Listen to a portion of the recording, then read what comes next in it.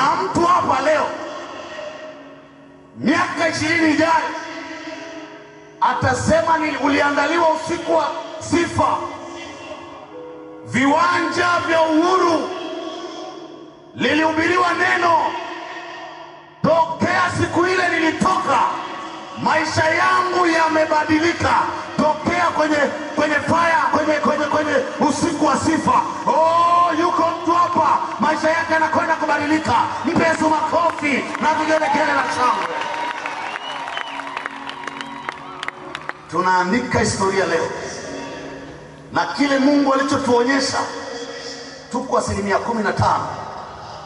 Miaka michache ijayo hata uwanja utatosha. Mnaona kule kulivyo wazi, watu watajaa. Miaka michache ijayo, wala isidi 5, kuna mambo makubwa yanakwenda kufanyika mahali hapa. Wewe ulioko mahali hapa unaandika historia. Mpe Yesu makofi. Ningetamani watu wasimame.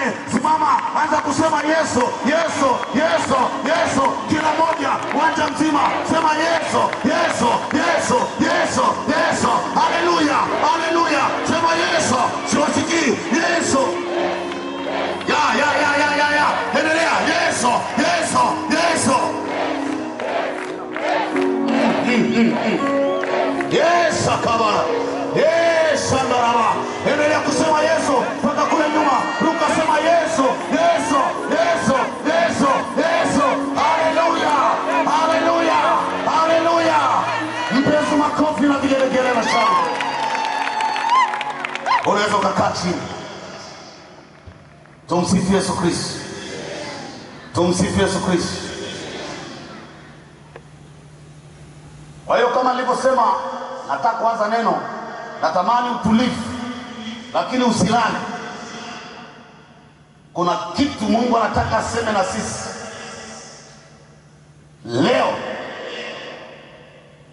na hili neno linakwenda kuleta mabadiliko ndani ya vijana hapa.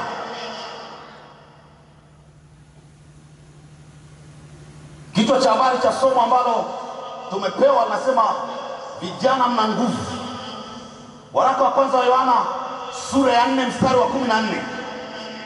Waraka wa kwanza wa Yohana, sio injili ya Yohana. Waraka wa kwanza wa Yohana sura ya 2 mstari wa 14.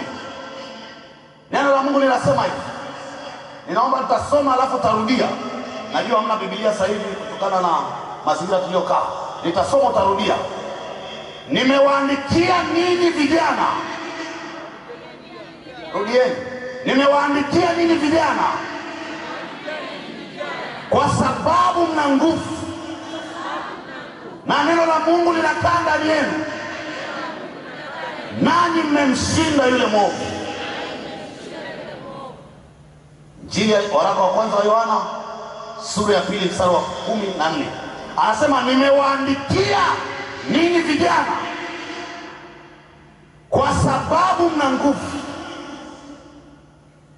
na neno la Mungu linakaa ndani yenu, nanyi mmemshinda yule mwovu. Vijana wana nguvu.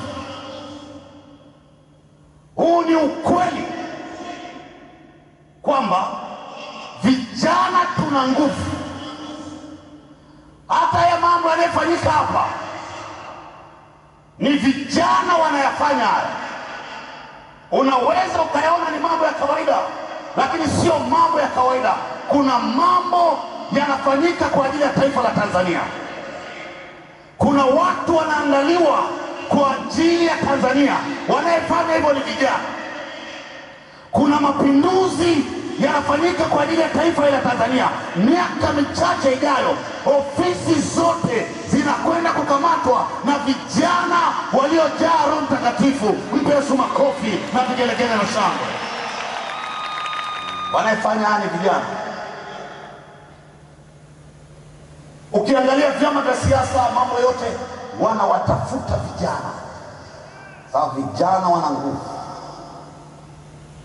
Mithali 20 mstari wa 29.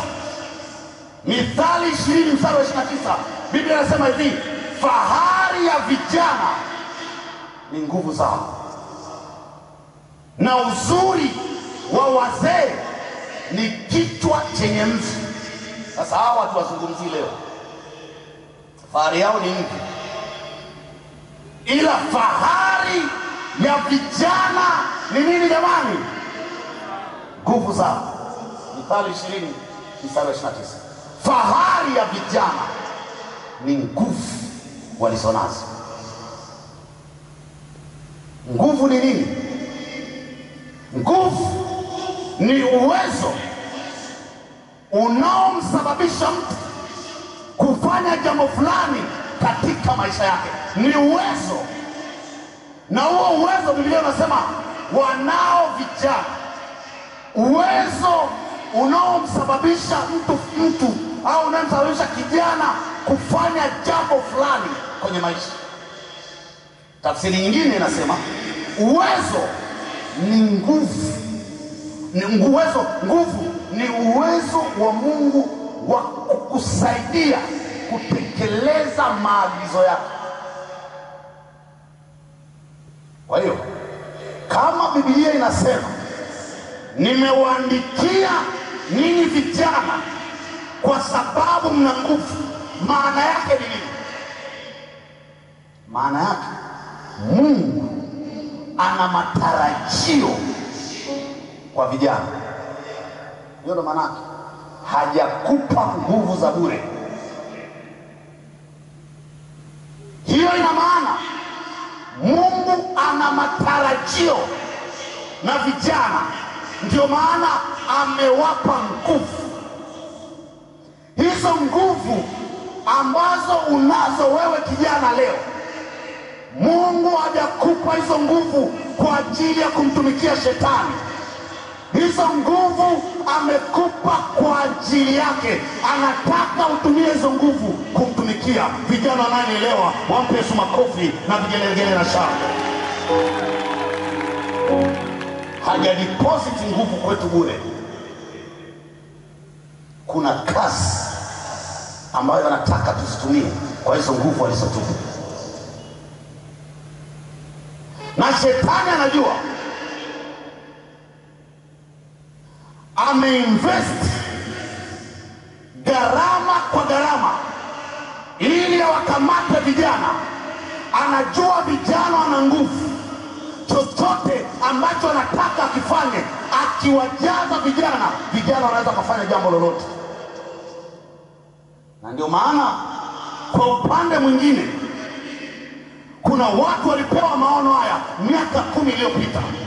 Wawaandae vijana kwa ajili ya taifa la Tanzania, wawaandae vijana kwa ajili ya kanisa, wawaandae vijana kwa ajili ya taifa hili. Wewe uliokuja hapa, kuna umeandaliwa gharama zote hizi, umeandaliwa. Mungu ana mpango na wewe. Sema amen. Hizo nguvu unatakiwa usitumie kwa ajili ya ufalme wa Mungu. Mungu ametupa hizo nguvu kwa ajili yake. Anataka vijana walete mabadiliko.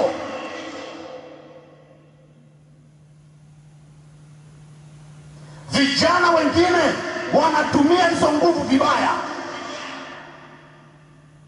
Wanazani wamepewa nguvu kwa ajili ya kufanya uzinzi au uasherati. Wanazani wamepewa nguvu kwa ajili ya kunywa madawa ya kulevya. Wanazani wamepewa hizo nguvu kwa ajili ya kwenda disco. Hata kuna wamekuja hapa wanashangaa, hawa mbona wanacheza hivi? Walijua watu wanachezaga disco, ulikuwa ujui. Hizo nguvu ulizopewa ni kwa ajili ya kumchezea Bwana. Mtikise mwenzako, mwambie hizo nguvu ni kwa ajili ya Bwana. Ulikuwa ujui? Nguvu ulizopewa kijana ni kwa ajili ya Bwana. Mwambie mwenzako hizo nguvu ni kwa ajili ya Bwana. Mtikise, mwambie hizo nguvu ulizonazo ni kwa ajili ya Bwana. Kila mahali mwambie hizo nguvu ni kwa ajili ya Bwana. Kuna vijana wanatumia nguvu zao kubaka. Kuna vijana wanatumia nguvu zao kufanya mambo ya aibu. Mungu hawezi kusema nimewaandikia ninyi vijana kwa sababu mna nguvu, ili hizo nguvu uzitumie kwenye nguvu za giza, ili hizo nguvu uzitumie kubaka. Nguvu ulizopewa ni kwa ajili ya Mungu. Na umefanya la maana sana kuja mahali hapa siku ya leo. Kuna mambo yanakwenda kufanyika mahali hapo hujawahi kuona. Haleluya, haleluya, haleluya, haleluya. Kuna watu miaka michache ijayo watu hawatakujua umekaa na rais hapo, huwezi kujua umekaa na waziri mkuu karibu yako, umekaa na milionea wa taifa hili. Haleluya, haleluya. Umekaa na watu wa ajabu. Kuna watu, nguvu za Mungu zitashuka mahali hapa, utashangaa leo katika jina la Yesu Kristo. Tumekaa na mapadri hapa, tumekaa na maaskofu katikati yetu, tumekaa na mawaziri katikati yetu. Mpe Yesu makofi kama ni wewe. Pokea kwa jina la Yesu. Mungu ametupa nguvu kwa sababu zake maalum. Zitumie hizo nguvu sasa vizuri. Nataka nikuambie kijana mwenzangu, kama hutazitumia nguvu zako vizuri sasa, wakati unakuja utajilaumu. Ninaomba unisikilize kwa makini kijana. Kama hutatumia hizo nguvu zako vizuri sasa hivi ukiwa kijana, nyakati zinakuja utajilaumu. Kuna vijana nawasikia sasa hivi wanasema acha nile maisha nikiwa bado kijana. Mhubiri 12 mstari wa kwanza na wa pili anasema hivi. Mhubiri 12 mstari wa kwanza na wa pili anasema, mkumbuke Muumba wako siku za ujana wako. Mkumbuke Muumba wako siku za ujana wako, kabla hazijaja siku zilizo mbaya. Mwambie mwenzako, siku zilizo mbaya.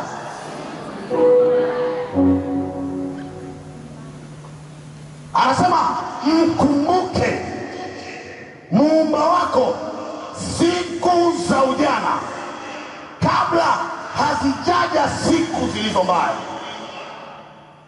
Mungu anataka ukiwa bado na nguvu zako, ukiwa bado unachemka mwili, anataka umkumbuke. Anataka ukiwa bado kijana uanze kumtumikia, uanze kuleta mabadiliko pale chuoni kwako, uanze kuleta mabadiliko kwenye familia yako, kwa sababu bado una nguvu. Mkumbuke Mungu ukiwa bado kijana. Kuna siku mbaya zinakuja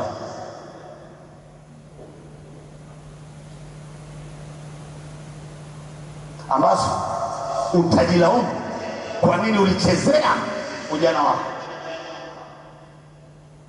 Natoa hapa mfano vizuri, sioni aibu kusema kwa sababu ameniruhusu mzee wangu, baba wangu Kanuti, Isidori Kanuti.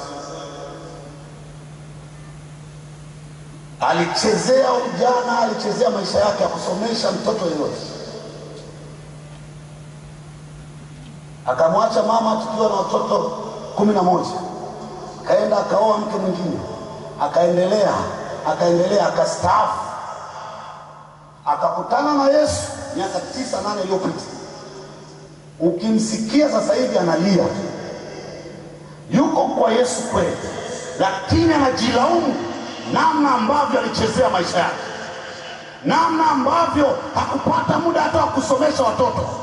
Sasa hivi anajilaumu. Ameokoka ndio, amejaa Roho Mtakatifu ndio, lakini hana nguvu. Yuko pale tunamlisha, tunamfanyia chochote, hana nguvu zile za kumtumikia Mungu, hana nguvu zile za kufanya mambo ya Mungu. Anatamani miaka irudi nyuma. Kijana, umepata fursa hii ukiwa kijana, tena ni msomi. Mtumikie Mungu ukiwa kijana. Mpe Yesu makofi na vigelegele na shangwe. Haleluya, haleluya. Usije ukajidanganya ukasema ninakula maisha. Mungu anakuhitaji ukiwa bado handsome kama mimi, ukiwa beautiful kama mimi. Mimi so beautiful, mimi sana beautiful. Waone hapa wale warembo wa Yesu wako wapi hapa? Warembo, haleluya, haleluya. Mungu anakutaka ukiwa mrembo hivyo hivyo, tena msomi. Haleluya, haleluya. Wanawaambiaga watu, mimi nasoma PhD sasa hivi mwaka wa 3 na karibia wa 3. Hiyo PhD ni kwa ajili ya kuwapiga mkwara wale ambao hawamtaki Yesu, wana degree moja. Ndio leo kuna watu wamekaa hapa wanatuona hata yule anayehubiri labda amechanganyikiwa. Yuko mwaka wa kwanza, anaringa, amekaa kule nyuma, anaona waliochanganyikiwa. Hatujachanganyikiwa. Mimi ni lecturer wako, nimesimama mahali hapa. Haleluya, tunamtumikia Mungu tukiwa mamilionea, tukiwa wazuri, tukiwa na pesa, tukiwa wasomi. Hebu mtikise mwenzako. Haleluya, haleluya, haleluya. Mtumikie Mungu. Tumekaa hapa na madirekta wakubwa, tumekaa hapa na wasomi wakubwa, tumekaa hapa watu wana pesa zao, wako mahali hapa wanamtumikia Mungu. Wewe first year unaringa, haujajua bana. Haleluya. Mungu anakuhitaji. Hizi huduma tunafanya, tunakutana na mambo mengi sana. Unaenda hospitali unamkuta mtu hapa ana ukimwi, anakuambia niombee tu, namtaka huyo Yesu, lakini ana ukimwi. Yesu atakutaka kuchukua, hana shida, lakini utakuja umechoka. Kwa nini usije kwa Yesu ukiwa na nguvu zako hivyo hivyo, ukiwa na akili zako hivyo hivyo? Yesu anakuhitaji. Mkumbuke Muumba wako siku za ujana wako. Maana yake nini? Mkumbuke Muumba wako wakati bado una nguvu. Anakuhitaji kutatua changamoto za taifa. Anakuhitaji kutatua changamoto za familia yako. Anakuhitaji kutatua changamoto za nchi.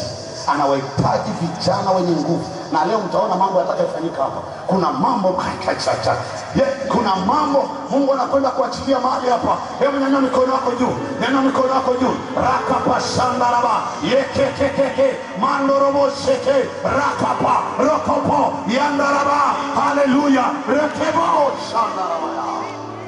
Mpe Yesu makofi na vigelegele katika. Usisubiri umekuwa mgonjwa ndio sasa umkumbuke Mungu wako. Usisubiri mpaka upate ukimwi ndio umtafute Mungu. Usisubiri mpaka umeparalyze. Kuna profesa mmoja walikuwa anafanya research na mke wangu mwaka 2011 au 2010. Akamwambia, wewe msichana, dada mzungu unahangaika kusali, kwa sababu kila mtu anamwambia na mkutano Emausi, si naenda fellowship. Dada mzungu unahangaika nini? Mimi msomi, profesa unasali nini? Long story short, akapigwa paralyze, akaparalyze ubongo upande wote, akakimbizwa Muhimbili. Akiwa pale Muhimbili, mke wake alikuwa anasali, akaanza kuwaleta watumishi pale wanaomba, wanasali, akakaa pale kitandani na profesa wake. Anakuja kuzinduka, anaona watumishi wanamuombea. Baada ya muda, nifupishe tu story. Sasa hivi ndio anashinda kanisani sasa hivi.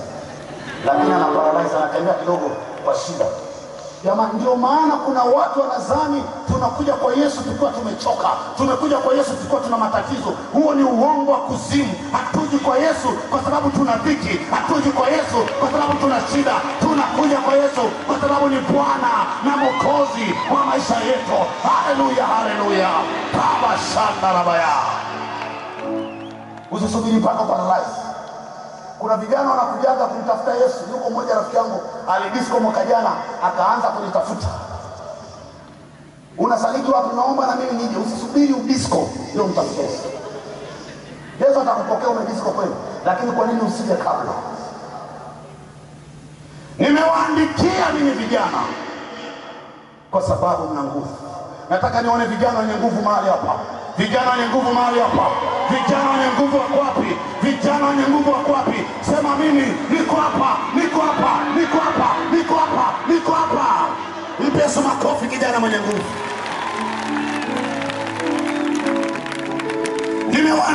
Nimewaandikia ninyi vijana kwa sababu mna nguvu. Neno la Mungu linakaa ndani yenu. Nani mmemshinda yule mwovu? Nataka niende deep kidogo kwenye mambo fulani hapa kabla tujaingia kwenye maombi. Naomba nikupe siri kijana, nisikilize kwa makini. Nguvu ya kushinda inapatikana kwa vijana wanaokaa na neno la Mungu ndani yao. Sasa naanza kubagua watu hapa taratibu. Anasema nimewaandikia ninyi vijana kwa sababu mna nini? Mna nguvu na neno la Mungu linakaa ndani. Nani mmemshinda? Sasa hizo nguvu zinapatikana kwa vijana waliojaa neno la Mungu ndani yao. Naomba niseme ukweli, ushindi wa kijana uko katika kuliishi na kulishika neno la Mungu. Kwa maana nyingine, hakuna kushinda nje ya neno la Mungu. Hakuna. Asije akakudanganya mtu. Kama unataka kuishi maisha ya ushindi kama kijana, ni lazima neno la Mungu likae ndani yako kwa wingi. Wakolosai 3:16 nasema neno la Kristo na likae kwa wingi ndani yenu katika hekima yote. Nimewaandikia ninyi vijana kwa sababu mna nguvu na neno la Mungu linakaa ndani yenu. Nani mmemshinda yule mwovu? Ushindi wa kijana uko kwa kukaa ndani ya neno la Mungu. Na leo nitawapa siri ya ajabu sana ambayo imenisaidia miaka 20. Haleluya, haleluya, haleluya. Kokote Mungu alipoanza kuwaita watumishi wake, tuanze na Joshua sura ya 1. Kuna maneno alimwambia Joshua sura ya 1 mstari wa 8. Anasema kitabu hiki cha Torati kisitoke kinywani mwako, bali yatafakari maneno yake mchana na usiku, upate kuangalia kutenda sawasawa na yote yaliyoandikwa humo, maana ndipo utakapoifanikisha njia yako, kisha ndipo utakapostawi sana. Hii mistari nilisoma zamani sana, na leo nimekumbuka kuja na Biblia yangu. Hii Biblia nilipewa mwaka 87 nikiwa na miaka 8. Hiyo ilikuwa inauzwa shilingi 90. Imeandikwa muda tarehe 7. Ndio nisome kabisa, sababu kuna watu wanadhani mambo ya Mungu ni mchezo. Leo nataka niwape siri hapo. Tarehe 7 mwezi wa kwanza mwaka 1987 nikiwa na miaka 8, ilikuwa inauzwa shilingi 90. Nimetembea na hii Biblia, nimetembea nayo sekondari, nimetembea nayo form 5 form 6, nimekuja nayo chuo, nilikwenda masters Uingereza nikaiacha nikachukua nyingine ya Kiingereza. Ninayo mpaka leo miaka 20 na ngapi, na kuna mambo niliyasoma. Kwa mfano mstari huu niliusoma, nimeupigia mstari tarehe niliyousomaga, nikaona maisha yangu hakuna cha kunizuia mbele yangu, hakipo. Anasema hivi, angalia, anamwambia kitabu hiki cha Torati kisitoke kinywani mwako, bali yatafakari maneno yake mchana na nini na usiku, upate kuangalia kutenda sawasawa na yote yaliyoandikwa huko, maana ndipo utakapoifanikisha njia yako, kisha ndipo utakapostawi sana. For they shall make your way prosperous, and you shall deal wisely and have good success. Anasema ndipo utakapoifanikisha nini? Njia. Kwa kufanyaje? Kwa kufanyaje? Melala. Unatafaka unaifanikisha njia kwa kufanyaje? Mbona sisikia au mwangu? Kwa kufanyaje? Kutafakari ni. Ninajua kwamba kuna vita kubwa ya neno la Mungu, ninajua. Ninaomba niwape siri vijana wenzangu leo ya mafanikio. Kirahisi kabisa. Ipo kibiblia. Anasema ndipo utakapoifanikisha njia yako. Vijana wengi wanahangaika namna ya kufanikisha njia zao. Wengi wanafikia hatua ya kukata tamaa. Ninakumbuka mwaka juzi zilitangazwa ajira za uhamiaji. Ilikuwa nafasi 140 au 100 na kitu. Walikuja watu wakajaa uwanja huu, watu 60 wanatafuta ajira 120.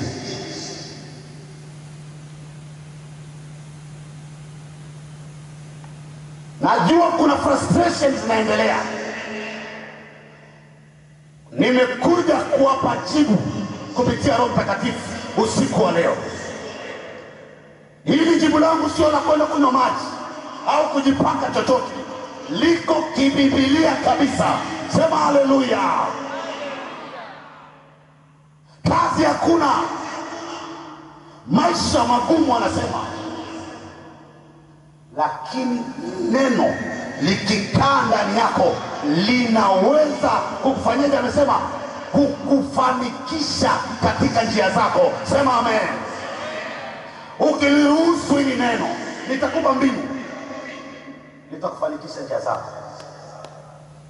Neno la Mungu lina nguvu za kukufanya ustawi sana. Sema kustawi. Anasema ndipo utakapostawi sana. Flourish. Anasema ndipo utakapostawi. Flourish ni kudevelop, utaendelea. Prosperous, growing, utakuwa. Kama Mungu anamwambia Joshua, unataka kufanikiwa, unataka kustawi, jitahidi neno hili lisiondoke kinywani mwako. Unataka kuwa na nguvu, neno lisitoke kinywani mwako. Litafakari usiku na mchana, utastawi. Wenzako watakwambia umewezaje, kumbe wewe unatafakari neno la Bwana. Mpe Yesu makofi na vigelegele na shangwe. Na ninakuambia sio rahisi kwa vijana. Shetani amejipanga kwenye mitandao. Uko tayari kukaa kwenye mitandao masaa 3, lakini sio kusoma Biblia. Hata hapa tunapoongea kuna vijana wamekaa kule nyuma, wana chat, wanaona ni upuuzi. Kuna maisha ukiangalia vijana wanapoishi unaona afiki mahali. Ufiki. Kijana kama uko mahali hapo na ukilisikiliza hili neno kwa makini, miaka michache ijayo utatoa ushuhuda. Kuna vita vinaendelea. Shetani anajua vijana wakikaa na neno wanaweza kuleta mapinduzi yoyote duniani. Mimi nawaambia kuna watu hapa wasingeamini hichi kinachofanyika kwenye uwanja wa taifa. Lakini ukikaa na neno la Mungu, yote yawezekana kwake yeye aamini. Yote yawezekana kwake yeye aaminie. Kuna mambo tutakwenda kuyafanya ambayo yanakwenda kutangaza, yanakwenda kushangaza ulimwengu. Wako wapi hao vijana ambao wako tayari? Haleluya, haleluya. Vijana wenzangu, kuna nguvu ya kustawi ndani ya neno la Mungu. Kustawi maana yake nini? Kustawi ni kufanikiwa katika kila jambo. Kustawi ni kuendelea mbele katika kila kitu. Kustawi ni kuchanua. Kustawi ni kuchanua, ni kuendelea mbele, ni kusonga mbele. Na kustawi hakujifichi. Kuna watu mpo darasa moja, kuna watu mmekaa darasa moja. Wewe ambao unamtafuta Mungu, wewe ambao unasoma neno la Mungu, wewe ambao unatafakari neno la Mungu, hawataweza kufanana na wewe hata kidogo. Lazima utastawi, lazima utafanikiwa. Haleluya, haleluya. Zaburi ya kwanza Biblia inasema hivi: heri mtu yule asiyekwenda katika shauri la wasio haki, wala hakusimama katika njia ya wakosaji, wala hakuketi barazani pa wenye mizaha, bali sheria ya Bwana ndiyo impendezayo, na sheria yake huitafakari mchana na usiku. Vile vile sikia mstari wa 3, naye atakuwa kama mti uliopandwa kando kando ya vijito vya maji.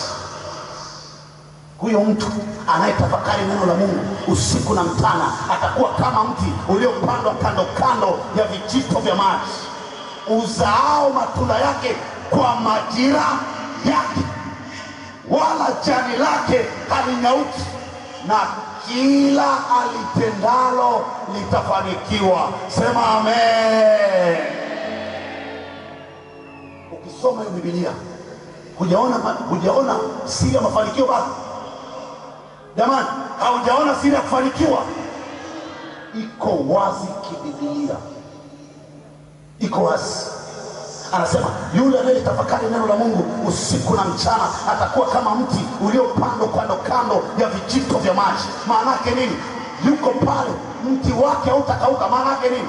Kila analofanya litafanikiwa, wala jani lake halitanyauka, na kila alitendalo litafanikiwa. Vijana wenzangu mlioko mahali hapa, neno la Mungu lina nguvu ya kukuwezesha kuzaa matunda. Narudia tena, neno la Mungu lina uwezesho ndani yake la kukusaidia kufanya mambo ambayo wengine watashangaa. Neno la Mungu lina uwezo ndani yake ya kubadilisha maisha yako. Chochote utakachogusa kinafanikiwa. Biblia imesema hivi. Ni siri ya pekee ambayo natamani leo vijana waondoke nayo. Sema amen. Sema amen. Hebu mtikise mwenzako aliyolala, mwambie usilale, usilale, usilale kwa jina la Yesu Kristo. Hakuna kunyauka, hakuna kufa. Kila utakalolifanya nitafanyaje? Hebu sema, kila nitakalolifanya kwenye maisha yangu nitafanikiwa. Sema, kila nitakalofanya litafanikiwa kwa jina la Yesu. Niliposoma masomo kama haya nikiwa kijana mdogo, nikajua hakuna cha kunishinda. Hakuna.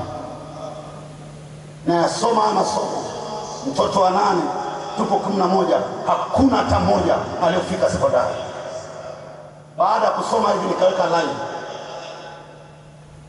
nikasema kuanzia kwangu mpaka, haijalishi hakuna kakaangu aliyosoma hata mmoja, haijalishi hakuna aliyosoma hata mmoja, mimi nimelisoma neno.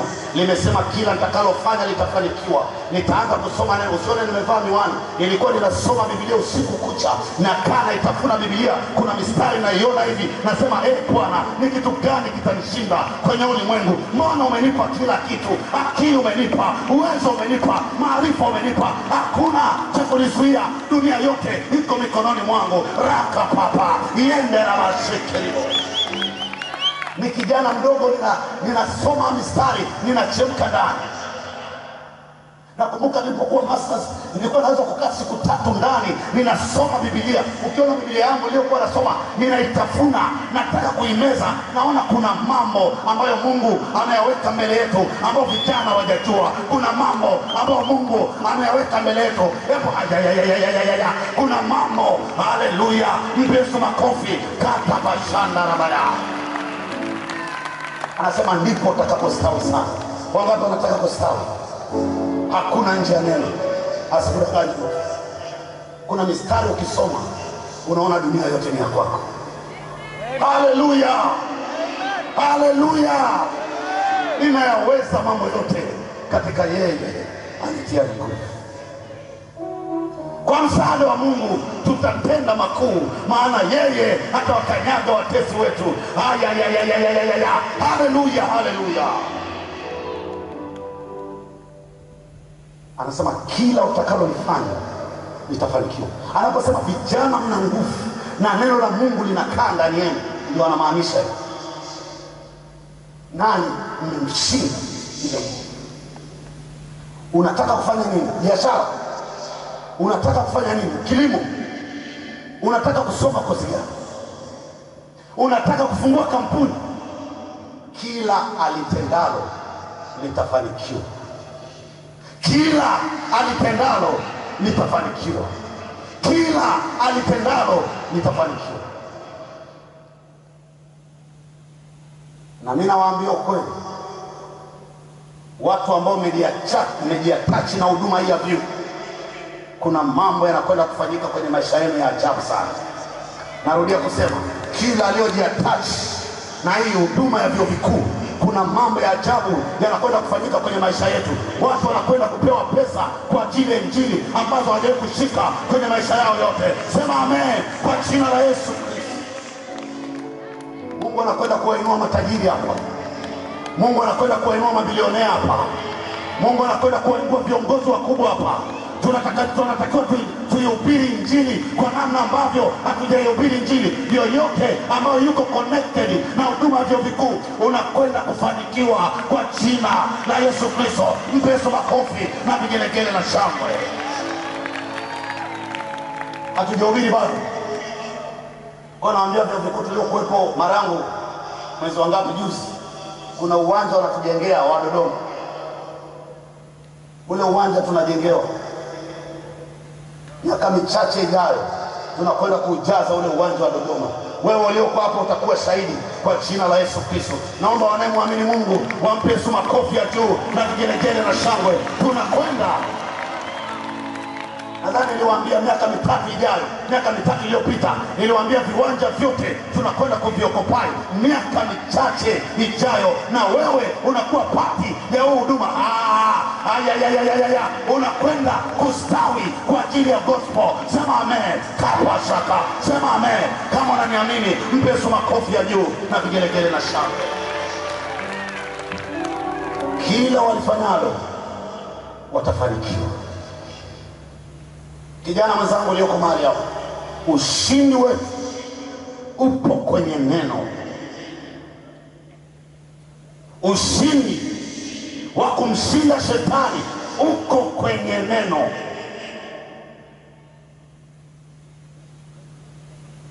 Hauna neno utakuwa na mikwara mingi, hakuna chochote.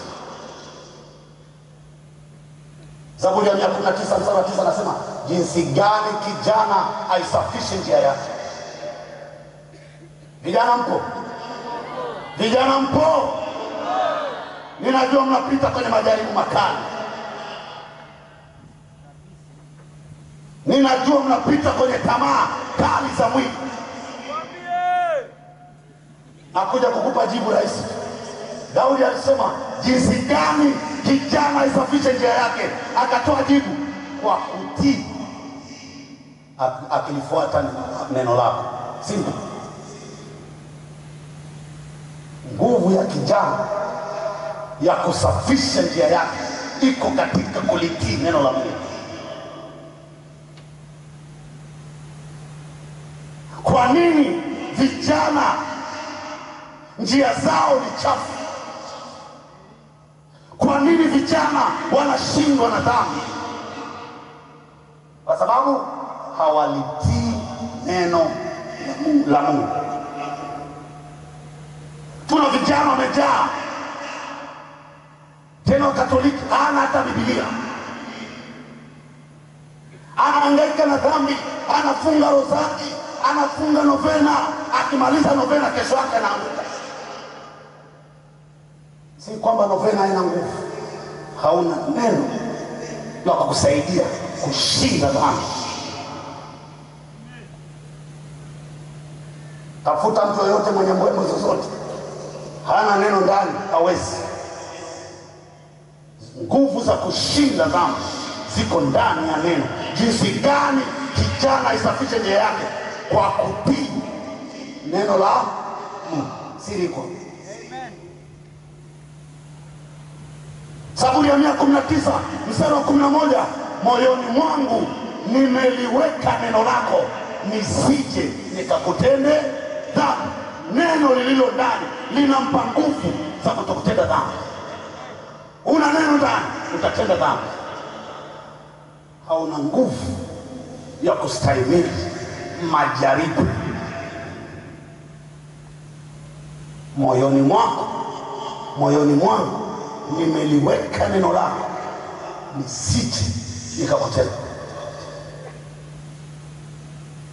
Zaburi ya 119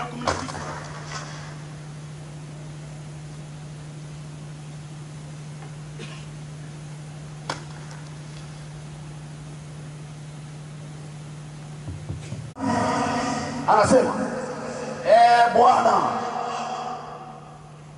neno lako lasimama imara mbinguni hata milele. Neno lasimama imara mbinguni hata milele. Maana yake nini? Kama utakaa kwenye neno la Mungu, you are safe. Neno linasimama imara mbinguni hata milele. Biblia inasema yule alisikiaye neno amefananishwa na mtu mwenye akili aliyejenga nyumba yake juu ya mwamba. Pepo zikaja, mvua zikanyesha, mafuriko yakaja, zikaipiga nyumba ikabaki imara. Nisikilize mwenzangu kijana, hasemi kwamba pepo hautakuja, hasemi kwamba mafuriko yatakuja, hasemi kwamba mvua itanyesha. Inanyesha, inaipiga nyumba, lakini kwa sababu amelishika neno, anatoka akiwa imara. Haleluya, haleluya. Amen. Wakati wengine wanachukuliwa na upepo, wakati wengine wanachukuliwa na dhambi kwa sababu hawajajenga maisha yao ndani ya neno. Wewe uliyejenga maisha yako ndani ya neno, utatoka ukiwa imara kwa jina la Yesu Kristo. Mpe Yesu makofi na vigelegele na shangwe. Watu hawajajua siri. Kuna mistari ukisoma, kuna mistari nilisomaga miaka mingi iliyopita, nikasema hakuna ninachokiogopa kwenye maisha.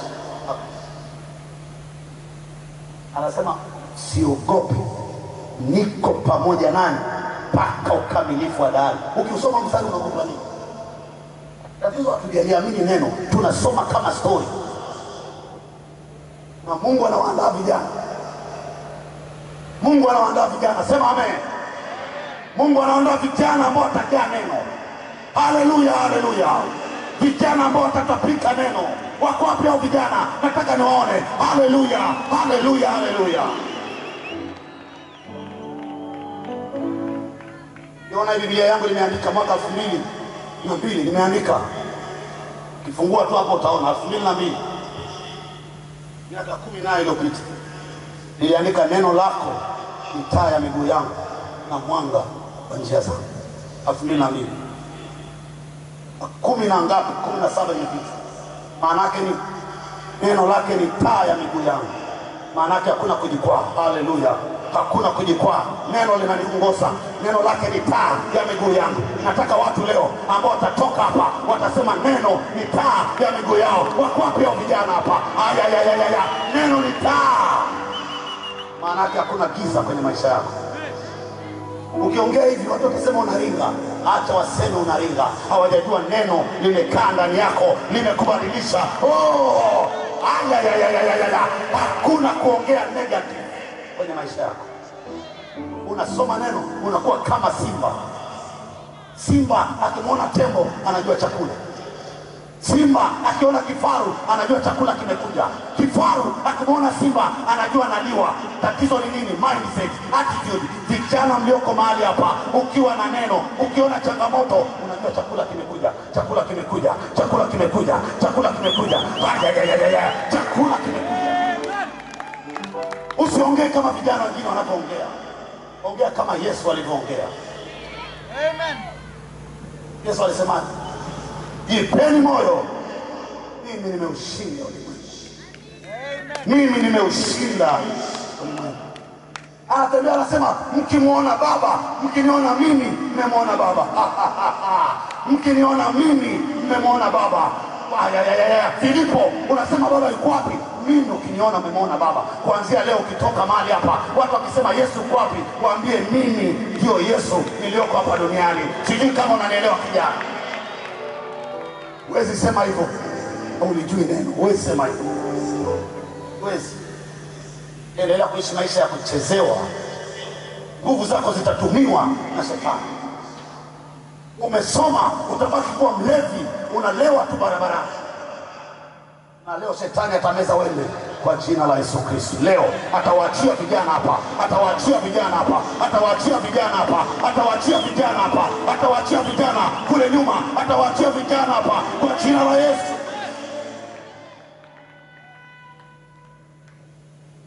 Paulo akimwandikia Timotheo kwenye waraka wa kwanza wa Timotheo sura ya 4 mstari wa 15. Waraka wa kwanza wa Timotheo, namaliza sasa hivi. Waraka wa kwanza wa Timotheo sura ya 4 mstari wa 15. Biblia inasema hivi. Waraka wa kwanza wa Timotheo sura ya 4 mstari wa 15. Anasema, Paulo anamwambia Timotheo, uyatafakari hayo, ukae katika hayo, ili kuendelea kwako kuwe dhahiri kwa watu wote.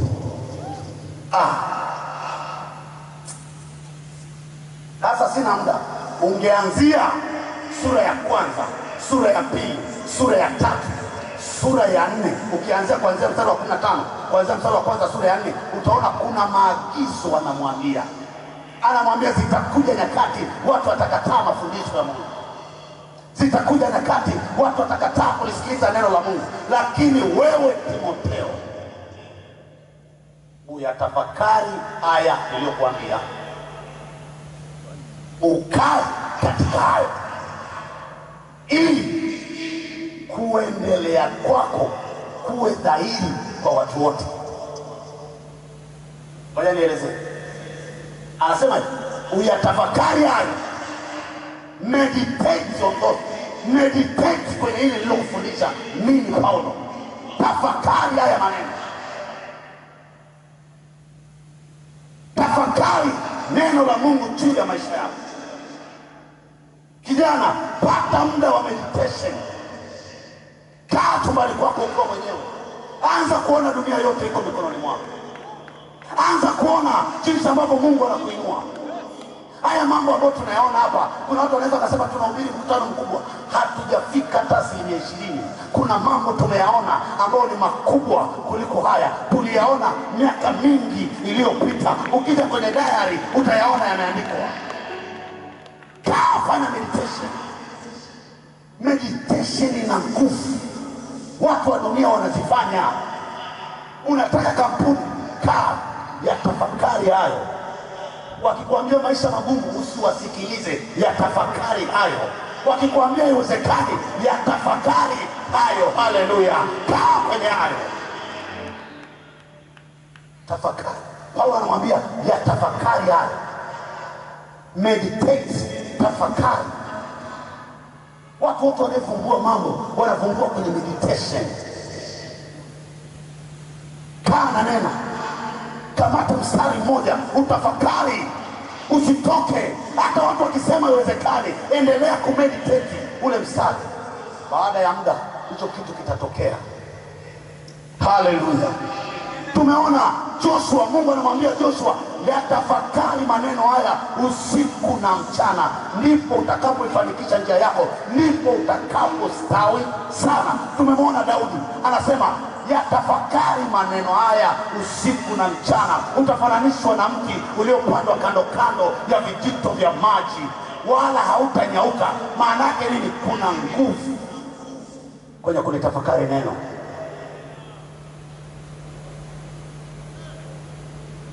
Kuna nguvu. Anasema ukae katika hayo. Maana yake nini? Acha neno liwe na nguvu juu ya maisha yako. Acha neno liwe na nguvu juu ya maisha yako. Ukae katika hayo. Acha neno litawale maisha yako. Acha neno liathiri namna unavyofikiri.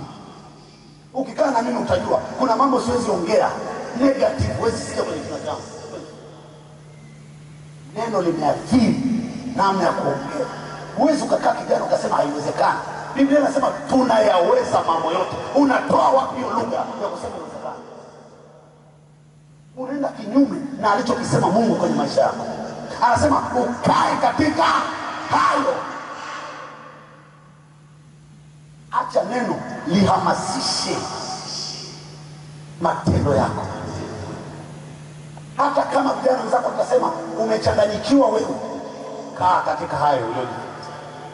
Hata kama utakwambia wewe dada mshamba, hauna girlfriend, hauna boyfriend, kaa katika hayo uliojifunza. Amen. Amen. Hata kama utakwambia unapoteza muda, kaa katika hayo.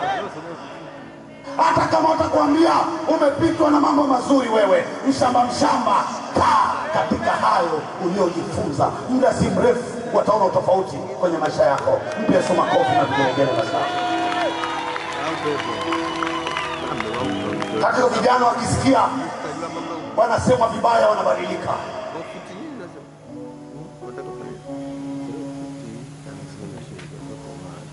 Wakisikia wanaambiwa wewe ni mshamba wanabadilika. Ukiendelea kulitafakari, ukiendelea kukaa katika haya,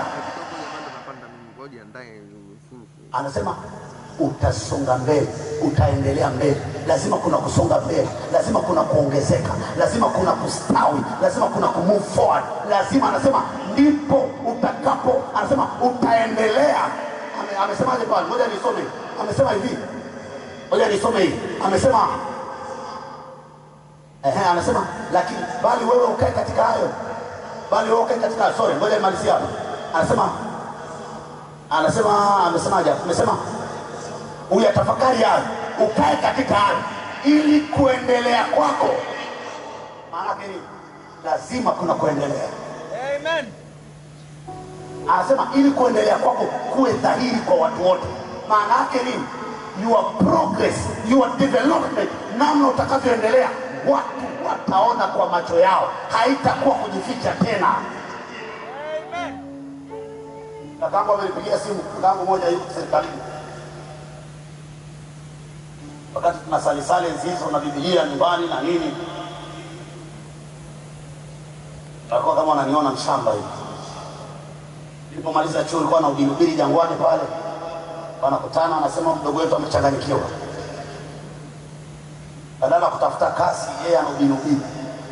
Yaani kuhubiri wanaona sio kazi, ni ujinga.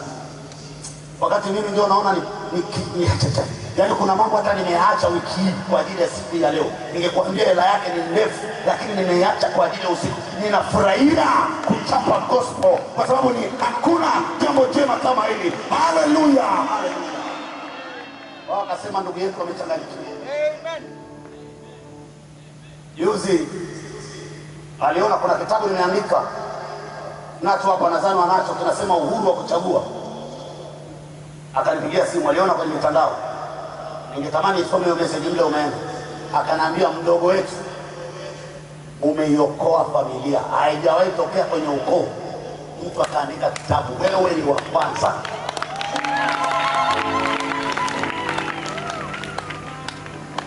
Dada yangu akanipigia. Kuna kitu moja nilikuwa namwambia, akaniambia hivi siku hizi umekuwa na akili kweli. Nikamwambia hizi akili nilikuwa nazo miaka 20 iliyopita ulikuwa hujajua. Sasa hivi mambo yanaanza kujionyesha, mambo yanaanza kujionyesha, mambo yanaanza kujionyesha. Haleluya, haleluya. Nikamwambia haujaona hata 10% ya maisha yangu. Hujaona bado. Kuna mambo yanakwenda kuwashtua miaka michache ijayo. Rako poshanda rabaya. Kuna mambo yanakwenda kufanyika, na nimekuja kuambia vijana mlioko mahali hapa, kama utakaa kwenye neno, kuna mambo yatakwenda kuwa dhahiri kwenye maisha ya watu. Mpe Yesu makofi na mjelekele na shangwe.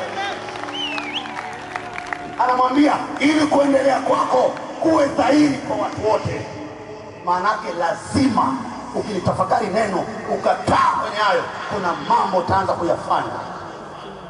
Na baba askofu yuko hapa, akanipigia jana, leo ndio ametaja bajeti yao.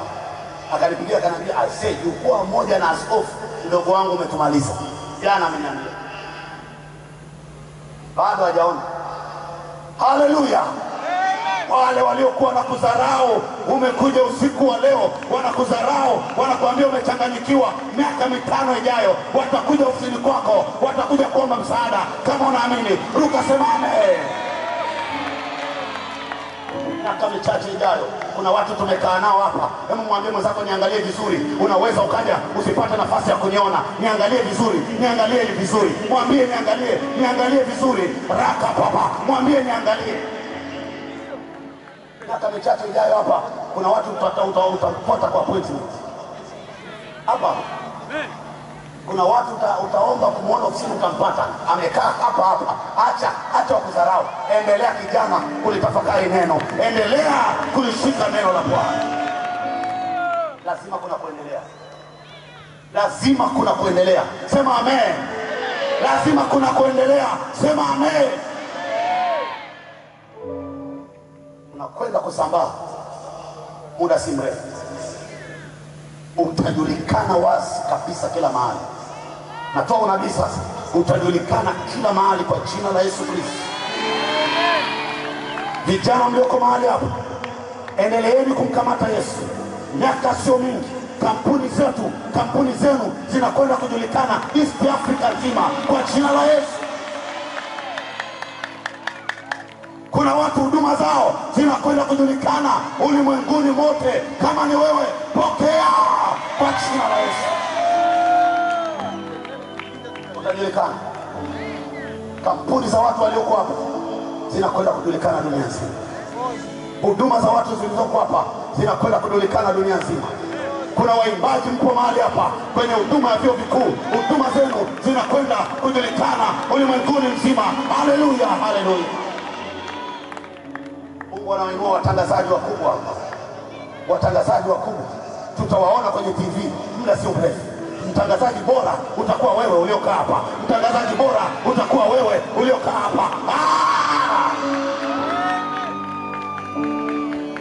Huduma za watu zinakwenda kusambaa muda si mrefu. Mungu ameachilia upako hapo kwa vijana. Nimewaandikia nyinyi vijana kwa sababu mna nguvu. Kuna nguvu, uwezesho anauachilia kwa vijana. Kuna uwezesho unaachiliwa kwa vijana dakika chache zijazo. Uwezesho unaachiliwa kwa vijana. Asante Bwana Yesu. Maana kuendelea na kusonga kwangu mbele kunakuwa dhahiri na hamna atakayeweza kuzuia. Hakuna wa kuzuia kuendelea kwangu. Ninastawi katika yote nifanyayo kwa sababu ninaishi ndani ya neno. Haleluya. Ninashukuru kwa hekima yako ilisukumayo kulitenda neno siku zote. Neno lako ni taa na mwanga wa njia zangu. Neno lako limenipa nguvu za kushinda ulimwengu katika jina la Yesu Kristo. Biblia inasema tangu siku za Yohana Mbatizaji hata sasa ufalme wa Mungu hupatikana kwa nguvu, nao wenye nguvu ndio waliteka. Kama Biblia imesema ninyi vijana mna nguvu, maana yake ninyi mna uwezo wa kuteka ufalme. Biblia inapozungumzia ufalme wa Mungu inazungumzia habari za utawala wa Mungu. Hivyo ni matarajio ya Mungu kwamba popote pale vijana walipo watatengeneza mazingira ya Mungu kutawala katika maeneo. Ndio maana yake. Kama uko kwenye darasa, Mungu anakutegemea kijana ulioko mahali hapa upeleke ufalme wa Mungu kwenye hilo darasa. Wakati nasoma darasa langu walikuwa wanajua, nilikuwa 47.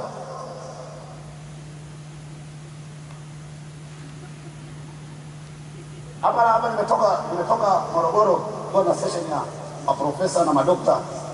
Nikaa pale, bosi wetu akaanza kusema niko na fadhalimisho na mimi akasema samahani mtumishi wa Mungu Kanuti. Wako maprofesa wamejaa pale na madokta na mimi niko pale. Samahani mtumishi wa Mungu Kanuti na fadhalimisho. Hichi ninachokisema sio kizuri. Maana yake anajua kuna utawala huko pale ndani. Lazima aombe ruhusa. Usikae watu hawajui. You are not ordinary. Umembeba Mungu ndani yako. Ukiwa kwenye darasa, lazima darasa lote lijue yuko mwana wa Mungu mwenye nguvu mahali hapa. Haleluya, haleluya. Kama uko chuoni, chuo kijue. Nilipoingia Mabibo Hostel mwaka 2002, nikaona ndio chuo kilikuwa kimefunguliwa kina miaka 2. Vijana wanafanya uzinzi pale uwanjani. Tukasimama wawili, tukasema kuanzia hapa tunaibadilisha Mabibo Hostel katika jina la Yesu Kristo wa Nazareti. Mabibo Hostel inakwenda kumgeukia Bwana katika jina la Yesu Kristo.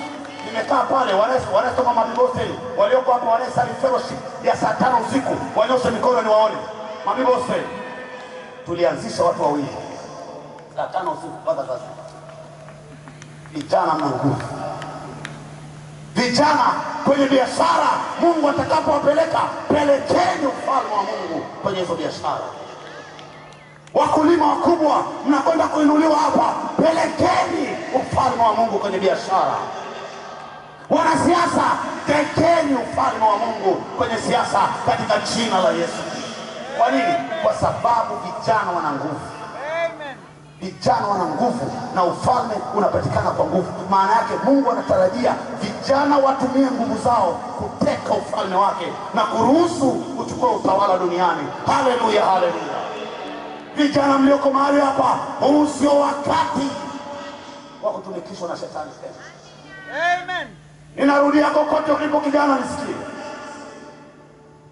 Huu sio wakati wa kutumikishwa na shetani tena. Amen. Mungu anatafuta vijana ambao wataleta mabadiliko kwenye taifa.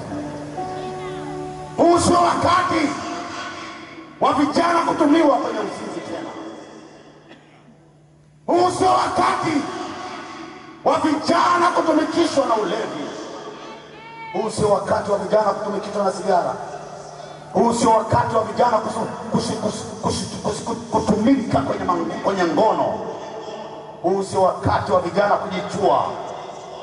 Huu ni wakati wa vijana kujivika nguvu zetu na kumshinda shetani. Ni wakati wa vijana kutawala. Ni wakati wa vijana kukamata uchumi wa nchi. Ni wakati wa vijana kuingia kwenye kila idara ya nchi. Ni wakati wa kuleta mapinduzi katika jina la Yesu. Kama ni wewe, mpe Yesu makofi na vigelegele. Amka kijana, amka. Jivike nguvu zako, Sayuni. Jivike mavazi yako mazuri, Yerusalemu mji mtakatifu. Kwa maana tokea sasa hata ingia ndani yako asiyetahiriwa wala aliye najisi. Ikung'ute mavumbi, uondoke uketi, Yerusalemu. Ondoka uangaze, kwa kuwa nuru yako imekuja na utukufu wa Bwana umekuzukia. Raba shaka basha. Nyanyua mikono yako juu hivi, nyanyua mikono yako juu hivi. Rabo shaka basanda rabaya. Yerebo shakapa. Yenerebo sheke mandolo sanda rabaya. Ni wakati wa vijana kusimama kwenye nafasi zao. Umetuandikia sisi vijana maana tuna nguvu. Umetuandikia vijana maana tumemshinda yule mwovu. Hatuwezi tena kukaa kwenye maisha ya kushindwa na shetani. Ni majira ambayo Mungu alikuwa anasubiria kwa vijana wengi. Mungu anataka watumie vijana hapa kubadilisha familia zenu. Mungu anataka watumie vijana hapa kubadilisha ukoo. Mungu anataka watumie vijana hapa kubadilisha mambo kwenye serikali. Wako wapi hao vijana ambao Mungu anawatafuta? Ninawaandikiaje vijana? Kama uko mahali hapa na unajua kwamba shetani alikutumikisha au umetumia nguvu zako vibaya kwa shetani na unataka uanze na Yesu upya, pale ulipo nyanyua mkono wako juu kabisa. Unataka Mungu akutumie, nyanyua mkono wako juu kila mahali, mpaka kule nyuma kila mahali. Umejua shetani amekuchezea. Wakati nasema vijana wana nguvu, ukijiangalia unajiona wewe hauna nguvu kabisa. Unajiona upo kwenye dimbwi la dhambi. Unajiona kama Mungu yani Mungu yuko mbali na wewe. Hata ninapoongea hivi unajiona ufai. Mkutano uliandaliwa kwa ajili yako. Kuna mambo Mungu anataka yafanye kwa vijana. Na mkono wako juu, unataka kutoa maisha yako kwa Yesu. Uwanja mzima unataka kutoa maisha yako kwa Yesu. Naomba usimame pale ulipo. Simama pale ulipo. Wanataka kutoa maisha kwa Yesu peke yao. Simama pale ulipo haraka katika jina la Yesu Kristo. Simama pale ulipo. Sio kuombewa, kutoa maisha kwa Yesu. Nyanyua mikono yako juu wakati tunaimba wimbo mmoja. Nyanyua mikono yako juu. Naomba tuchukue hatua. Wamesimama labda watu ambao hawajanielewa. Kama uko mahali hapa unataka kutoa maisha yako kwa Yesu, na nitamwomba baba askofu kama inawezekana aje anyooshe mikono kama alivyonyoosha kwangu. Inawezekana ule upako wa mwaka 99 ndio umenisimamisha mpaka leo. Njoo mbele, njoo mbele. Naomba uchukue hatua mpaka kule nyuma nitakusubiri. Njoo mbele.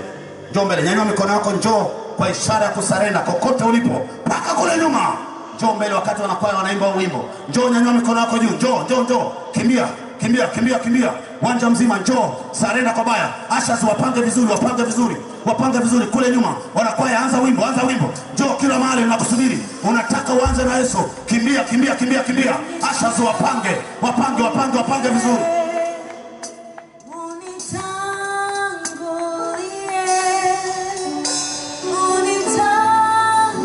Nyanyua mikono yako juu. Njoo, njoo, njoo, njoo, njoo, njoo.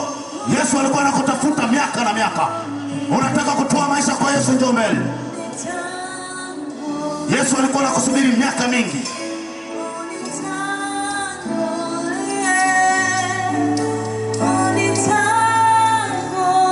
Imba, imba, imba. Nyanyua mikono yako juu kabisa.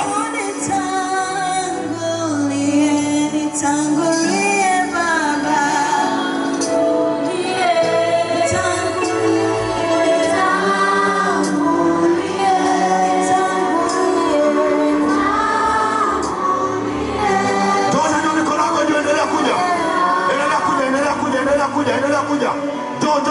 Jo. Yesu anakutafuta miaka na miaka, miaka na miaka. Kijana una nguvu. Mapadri mpo mahali hapa. Mlikuwa mjui. Watumishi mpo mahali hapa. Jo. Nyanyua mikono yako juu. Imba na kwaya. Twende, twende.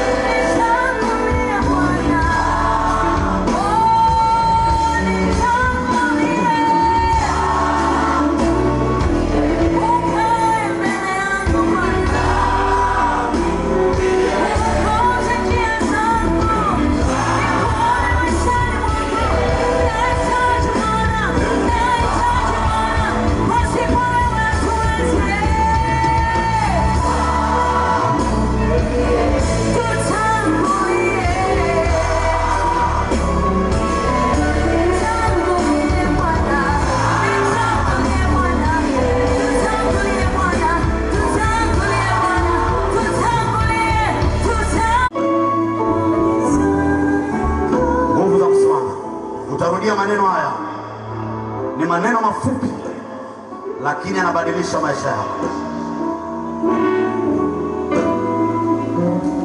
Sema Bwana Yesu. Kwa nguvu kabisa sema Bwana Yesu. Niko mbele zako. Tarehe 25 mwezi wa 5 mwaka 2019, nikiwa na akili timamu, nimelisikia neno lako. Ninaamua kutoa maisha yangu kwako. Neno lako linasema,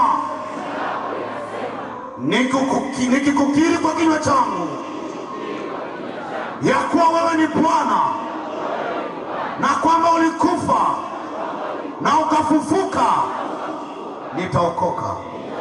Leo hii ninakukiri kama Bwana na Mwokozi wa maisha yangu.